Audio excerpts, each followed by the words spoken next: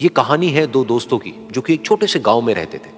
एक बार वो दोनों किसी काम से शहर गए और वापस अपने गांव लौट रहे थे। उनके गांव तक पहुंचने के लिए उनको एक घने जंगल से होकर के गुजरना था और जब वो उस जंगल से गुजर रहे थे तो एक दोस्त को प्यास लगी और वो पानी ढूंढने के लिए रास्ता भटक गए। थोड़ी ही देर बाद शाम हो गई और रात होने ही वाली थी। तो उन दोनों की नजर एक गुफा पे पड़ी जो कि पेड़ों से घिरी हुई थी चारों तरफ से। तो उन्होंने सोचा कि यही जगह ठीक है रात बिताने के लिए।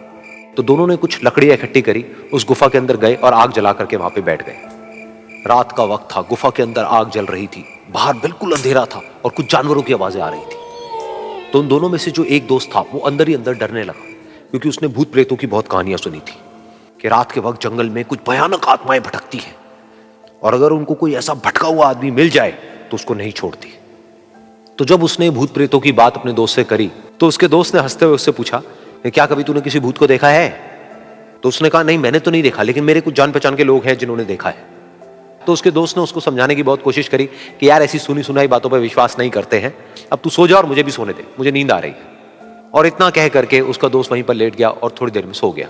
लेकिन वो जो अंदर से डरा हुआ था वो लेट तो गया, लेकिन उसको नींद नहीं आ रही थी। उसको लग रहा था कि शायद यहां पर कहीं कोई है जो छुप करके कहीं से उसको देख रहा है।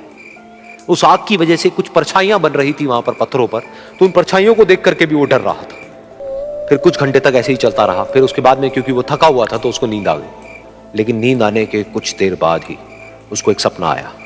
सपने में उसको एक बहुत ही भयानक परछाई उसकी तरफ बढ़ती हुई नजर आई। अब जैसे जैसे वो अंदर से डरता चला जा रहा था, वो परछाई उसके और पास आती चली जा रही थी और बड़ी होती चली जा रही थी। और उस परछाई में एक हाथ उसको नजर आया जिसके बड़े बड़े नाखून थे, और वो हाथ उसकी तरफ बढ़ता चला गया और उसके गले तक पहुंचने ही वाला था कि तभी वो डर करके एकदम से उठा। फिर उसने अपने दोस्त की तरफ देखा जो कि सो रहा था, उसको पकड़ करके जोर से उठाया।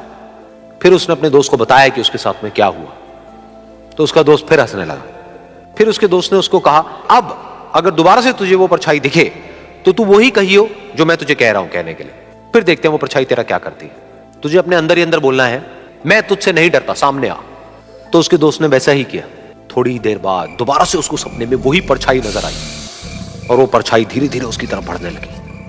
लेकिन इस बार वो उस परछाई से डरा नहीं, बल्कि अपनी पूरी हिम्मत जुटा करके उसने वही कहा, मैं तुझसे नहीं डरता, सामने आ। मैं तुझसे नहीं डरता, सामने आ। मैं तुझसे नहीं डरता, सामने आ। जैसे जैसे वो ये बोलने लगा वो परछाई छोटी होने लगी और उससे दूर होने लगी। वो बोलता रहा, वो परछाई छोटी होती रही और धीरे धीरे वो परछाई दिखनी बंद हो गई। बिल्कुल ऐसा ही हमारी जिंदगी में भी होता है। हमारे अंदर जितने भी डर है, उससे हम जितना डरते हैं हम उतना ही छोटे होते चले जाते हैं और वो डर उतने ही बड़े होते चले जाते हैं। लेकिन अगर हम अपने अंदर के डरों से नहीं डरते हैं और उसका सामना करते हैं तो दुनिया का ऐसा कोई भी डर नहीं है जो कि हमें डरा पाए।